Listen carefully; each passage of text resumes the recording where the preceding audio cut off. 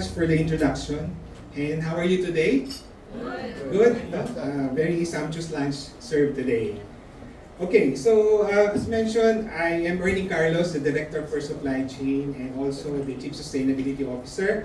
And I would like to mention to you that today is a crucial time when sustainability is a necessity.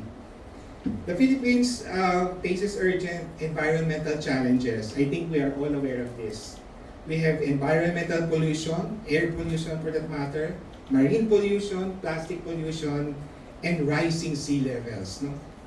These are leading to climate-related disasters and food insecurity. These challenges are aligned with the priorities of the United Nations Sustainable Development Goals, we call it the SDGs, and emphasizing a clean energy, waste reduction, sustainable communities, and strong partnership for a greener future. At Ajinomoto Philippines Corporation, or APC, we feel it is our responsibility to turn these challenges into opportunities to affect change, a sustainable change. Through Ajinomoto Creating Shared Value, or what we call the ASV, we are committed not just reducing our environmental footprint, but also actively regenerating the environment and improving the communities we serve. Our goal is very clear. We aim to reduce our environmental impact by 50% and contribute to the ecosystem regeneration by 2030, which is fully aligned with the United Nations SDGs. To achieve our vision, we have established 5 pillars of sustainability. First is conscious sourcing, followed by climate action, collaborative development, circular economy, and consensus nutrition, with initiative focused on waste reduction, food sustainability, and clean energy. Our first pillar, which is conscious sourcing, is our effort in ensuring that sustainability is practiced in our supply chain. Sourcing 100% of our APC's palm oil responsibly and promoting deforestation and unfair labor. Additionally, our Forest Stewardship Council Certified Master Carton, or we call it the FSC, ensures that the paper we use are sourced from sustainably managed forest plantation and processed in facilities with strict environmental standards. Sustainability isn't just reducing waste. It is also about how we power our operations and affect the climate. Under our second pillar, which is climate action, our factory in Bulacan has a 1 megawatt peak capacity solar panel installation, which provides 20% of the facility's energy requirement. The factory also transitioned to 100% renewable energy on December 26, 2023, followed by our second factory in Cebu to 100% renewable energy just this February 26 of this year. So we would like to extend our deep appreciation to ASEN team, of course headed by Mr. Tony Valdez here, and the representatives who are present today, who made our renewable energy transition possible. These milestones enabled us to achieve zero Scope 2 carbon emission across all factory operations, avoiding more than 5,000 metric tons of carbon dioxide emission per year, which is a major step toward our 2030 goals. Further expanding our impact, we also recently entered into a partnership with Fast and Mober Philippines to utilize electric vehicles, or EVs, in our logistics fleet. Fast Logistics will be providing 100% electric tractor head with a 40-footer container van for our finished product transfer across our distribution centers and hubs. On the other hand, Mober will handle our product delivery to our key accounts customers in Metro Manila on a gradual pace, using a 100% electric four-wheeler van. This partnership projects further reduction in our Scope 3 carbon emissions. As a producer responsibility organization member of Philippine Alliance for Recycling and Material Sustainability or FARMS, under the APR law or the Extended Producer Responsibility, APC proactively works to reduce and utilize operational plastic waste under our circular economy pillar. This type of waste is sent to co-processing, transforming them into alternative fuel and raw material for cement manufacturing, ensuring that zero industrial plastic waste is sent to landfills. At the same time, we are also pushing the boundaries of sustainable packaging innovation through our 3 action points. First is down-gauging, which is the process of thinning or lessening of plastic volume in packaging, which results in reducing our overall plastic usage. Second is transitioning to mono-material packaging, which improves the recyclability of our packaging by having them be made of just one type of material. And lastly, eliminating plastic tertiary packaging, where we remove plastic polybags from some of our products in favor of calendarization and paper sleeve bundling. The advancements of this treatment are a testament to the relentless effort of our R&D or research and development team, who are continuously finding ways to make our packaging more sustainable. Beyond plastic waste, we also recognize the urgent need for food loss reduction.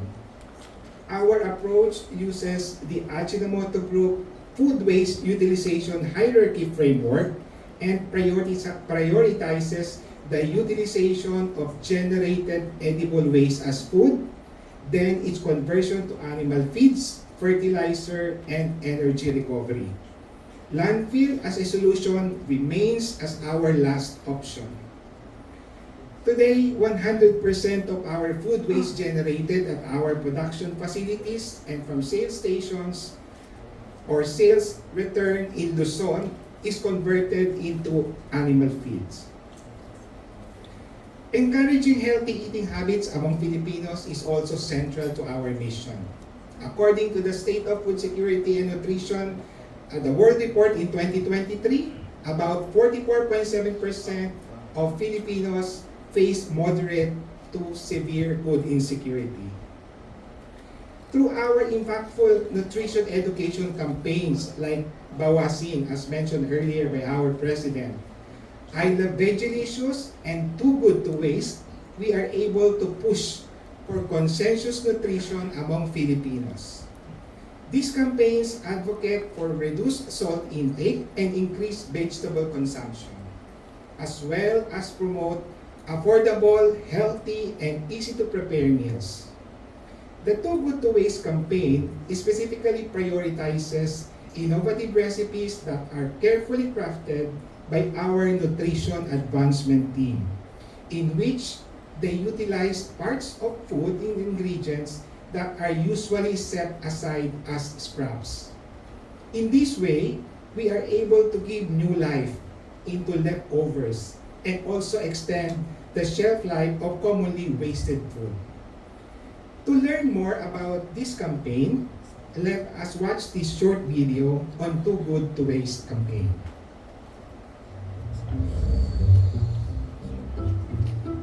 Ako na!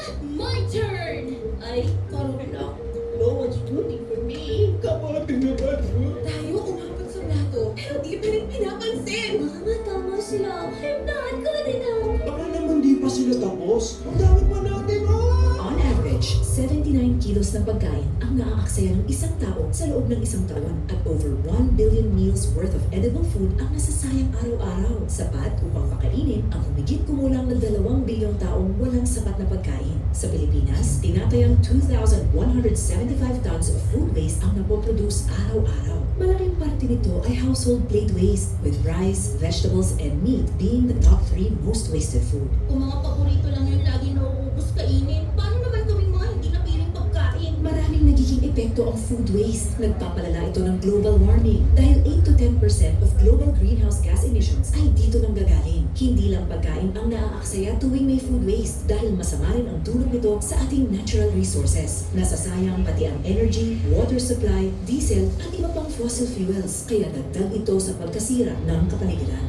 Upang makatulong solusyonan ito, inilulunsad ng Ajinomoto globally ang Too Good to Waste program. Under this initiative, Ajinomoto Philippines Corporation aims to help solve pressing issues by Promoting healthy eating, Reducing food waste. engaging communities, and protecting the environment. layo nitong magbigay ng kaalaman at mga solusyon sa food waste, providing recipes and practical tips. With Too Good to Waste, magagamit lahat ng edible parts ng ingredients at leftover food upang makagawa ng panibagong masarap at masustansyang pagkain. Iwas sayang sa pagkain dahil ang Too Good to Waste na mga sangkap pwede pa rin gamitin. Sama-sama nating itaguyod ang tamang nutrisyon at pangangalaga sa kapaligiran sa tulong ng food waste at food loss reduction. Sa Too Good to Waste, May panahon sustansya at sarap at magandang kinabukasan na sa kasama ang Ajinomoto, you too can help save the planet, one plate at a time. Ajinomoto. Okay, so if you want to know more about Too Good to Waste, you may visit our Facebook page, Ajinomoto Cook Community. Okay, so to continue, lastly, through collaborative development, APC acknowledges that the pursuit of sustainability cannot be done by company or organization alone. That is why we believe that forging partnership with like-minded organization is a key to advance sustainability.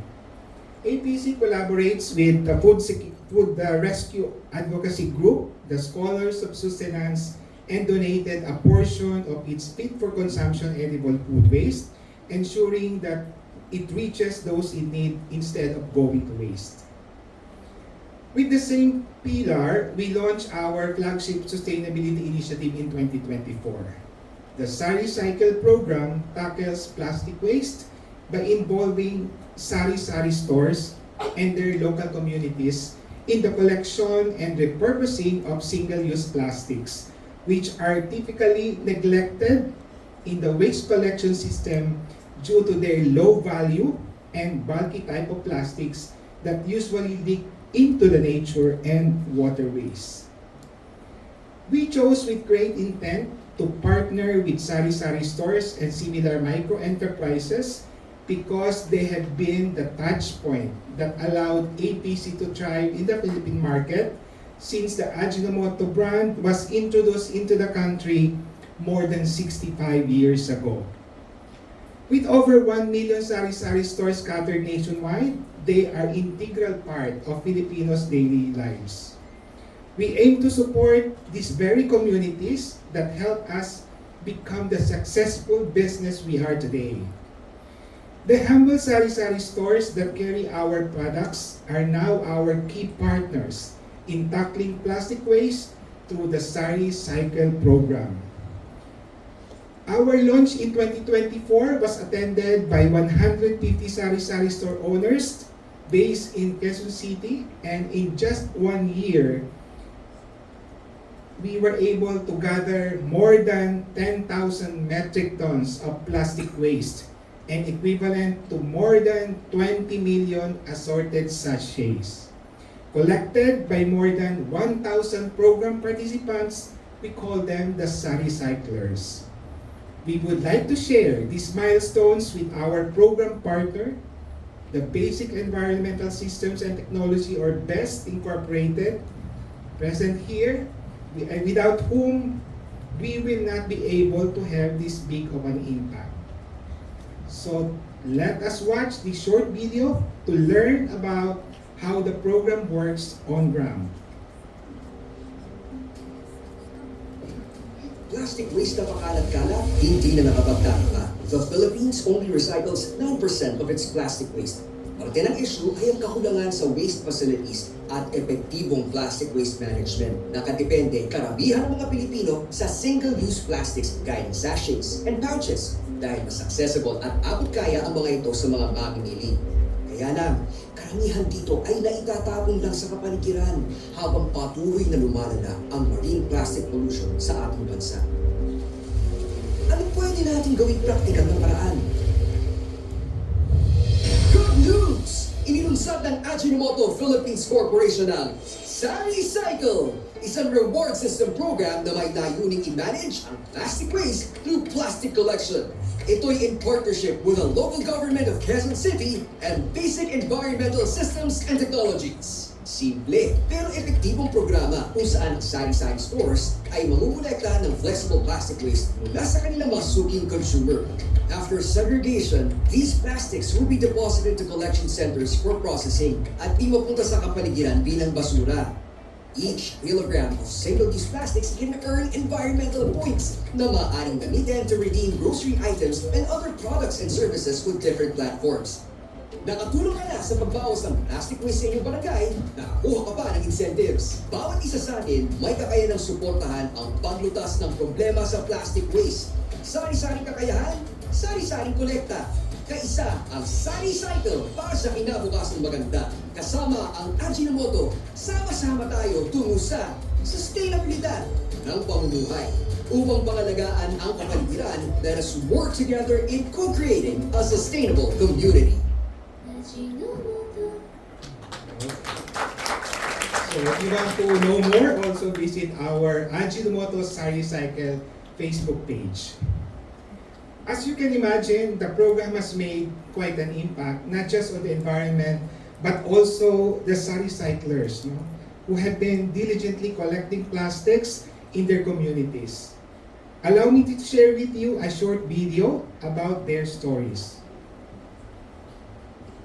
Lahat ay nagmumula sa isang katha, isang salita, isang kilos.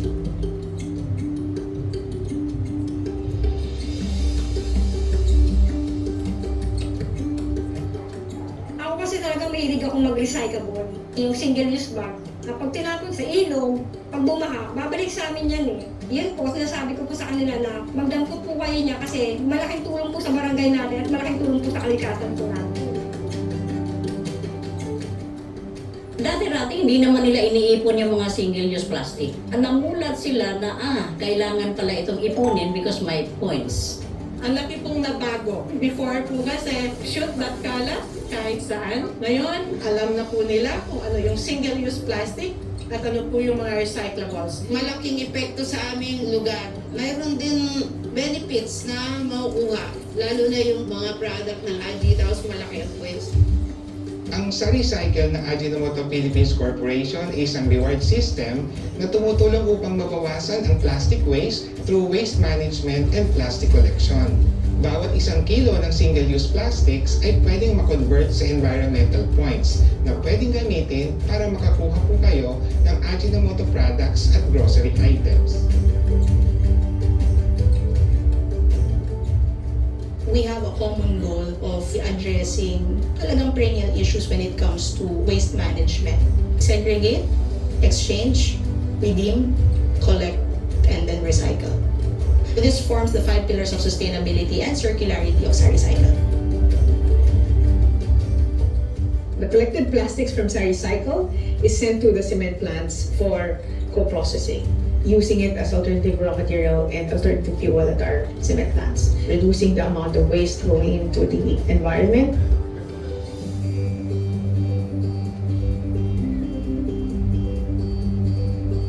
Kailangan din po namin ng tulong talaga. Yung pagkakaisa, para rin sa amin yun na maiwasan yung aming baha. Kung lahat makukuha natin yung mga residual waste na yan, malaki ang maitulong na SariCycle. Sana lahat ng tindahan sa Quezon City ay maging member at mag-participate sa programa ito. Huwag nang tapon kung saan-saan. Para lahat ma-happy. As we celebrate SariCycle's first anniversary, sama-sama nating ipagpatuloy yung nasimula natin. Magtulungan tayo hindi lang para sa panahon ngayon, kundi para na rin sa mga susunod pang henerasyon. Saring-sari mang pinagmumula, nagkakaisa para sa kalikasan, para sa bayan. Kasama niyo ang Ajinomoto Sari Cycle sa paglutas ng problema sa plastic waste. From one From one to Malawakan.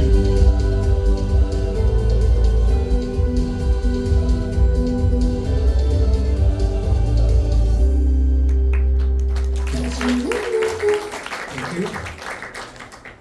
The message we want to convey in saying from one to Malawakan is this. We understand that sustainability is not a destination. It is an ongoing journey of innovation, collaboration, and responsibility. At APC, we are not just adapting to change. We aim to lead it. Our 2030 ASB goals serve as our North Star, ensuring that every step we take is one toward a cleaner, greener, and more sustainable future. Thank you and welcome to the Green Print of Ajinomoto Philippines Corporation.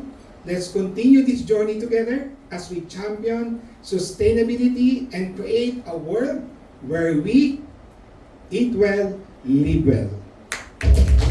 Thank you so much, Mr. Ernie Carlos, for sharing Ajinomoto Philippines Corporation's inspiring sustainability journey. Now, can we give a big hand once again for our infomercials? I know